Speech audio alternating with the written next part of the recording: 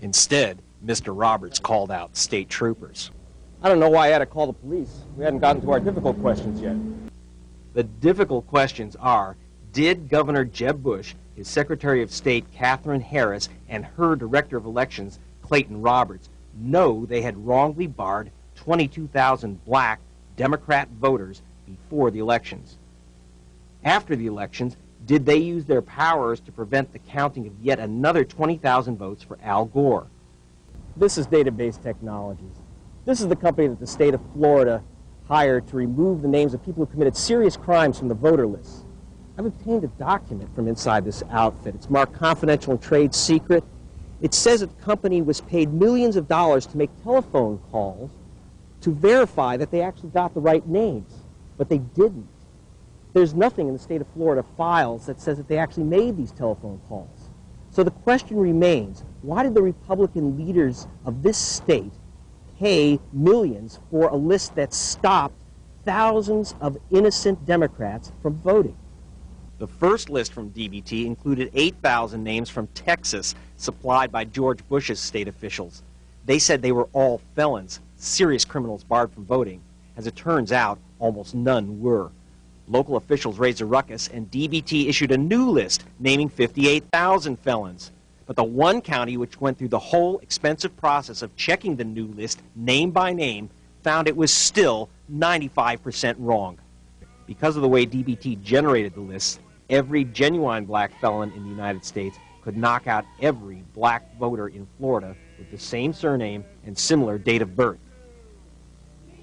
And that's why the NAACP is suing Florida for violating voters' civil rights. Thank you, Florida. Altogether, it looks like this cost the Democrats about 22,000 votes in Florida, which George Bush won by only 537 votes. If you're going to do it, by all means, as a matter of due process, as a matter of fairness, it's got to be done with excruciating care. It's a democracy. The vote counts. There's a lot of public concern that the contractor who was selected to do this is a firm that seems to have ties to the Republican Party. And they will be putting our evidence to Database Technologies. Their vice president, James Lee, told Newsnight that manual verification by telephone calls does not mean ringing people up to check they've got the right person. So, were they paid $4 million to produce a list which they knew would name thousands of innocent black people? In fact, DBT told Newsnight that Clayton Roberts and the state of Florida wanted there to be more names than were actually verified as being a convicted felon. So, did they use their powers to prevent the count of 20,000 additional votes for the Democrats? Wacky butterfly ballots caused thousands in this Democrat town to accidentally mess up, and they were refused replacement ballots promised them by state law. In all, Palm Beach voting machines misread 27,000 ballots. Jeb Bush's Secretary of State, Katherine Harris, stopped them counting these votes by hand. She did the same to Gadsden, one of Florida's blackest, poorest, and most Democrat counties, where machines failed to count 1 in 8 ballots. Again, Harris stopped the hand count. This alone cost Gore another 700 votes in an election in which Harris declared George Bush winner by only 537 votes. And in accordance with the laws of the state of Florida, I hereby declare Governor George W. Bush the winner of Florida's 25 electoral votes for the President of the United States. Harris was a busy woman in charge of Florida's vote count and co-chair of Bush's presidential campaign. In Britain, you count the votes, then announce the winner. In Florida, they declare the winner first, and here we are, still counting the votes. They are carefully going through the 179,855 uncounted ballots that Harris did not want tallied. They'll know the winner next month. Sources tell Newsnight Gore's ahead by 20,000 votes. One Democrat whispered they would have done the same as Katherine Harris if they had the chance. State officials point the finger at the counties and say it's their responsibility to check if the names on the list are real felons before disqualifying them. Clayton Roberts says his job is just to pass on the list. Roberts now admits he didn't bother to check with DBT if innocent people were on it. Please turn off that camera. Off camera, he said, "We did not call and say, 'Did you check the list again?' The whole tenor of this is like, okay, you screwed up. You didn't check with DBT, and if you want to hang this on me, that's fine. It's certainly fine for George W. Bush."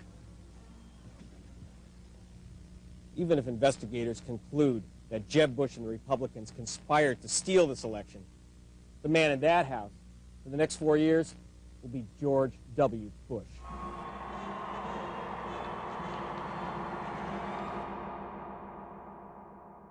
Well, yeah, advertising definitely gets certain attention of voters, of the people. And then, of course, then there's the long term, where if a representative is in office and certain corporations fatten their pockets on their campaign trail, well, guess what? They're going to have to vote or be persuaded to vote towards those corporations' ideas.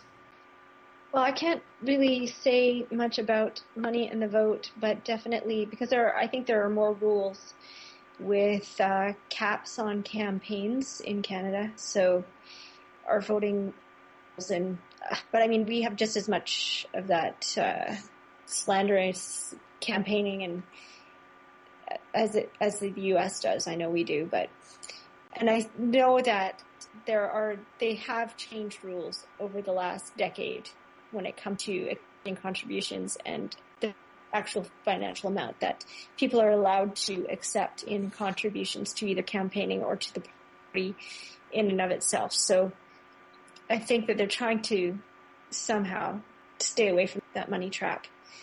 But, I think it always comes right back down to the same things, is that I think the media has so much more influence, and they don't really take much responsibility in whom they influence and how, because they're supposed to be impartial.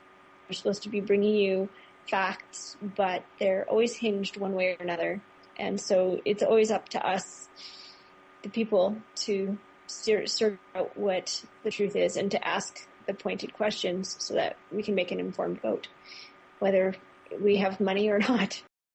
Obama, one thing I can't necessarily fault him directly for, and that is received more money in campaign contributions than any president in history. And this last campaign, between the two of them, was just astronomical.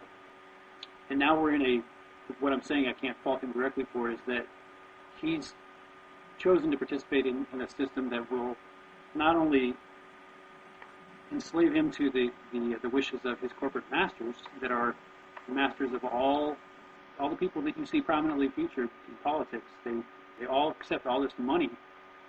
And now we're in a position where there's endless campaigning. How much time do they have to spend with these $1,000 per plate dinners when they could be spending that actually doing the right thing? Like, one of the things that infuriated me the most recently was Obama came to San Francisco a few months ago to have another campaign fundraising dinner. That day, he stopped in New Orleans for about an hour and a half, basically to say, I'm going to give you a bunch of rhetoric, make you feel good about yourself, make you feel like I'm actually there for you, but I got to hurry off and do my real job, which is getting that money from those people in San Francisco. They got a lot of money. And I mean, that really is what they're doing.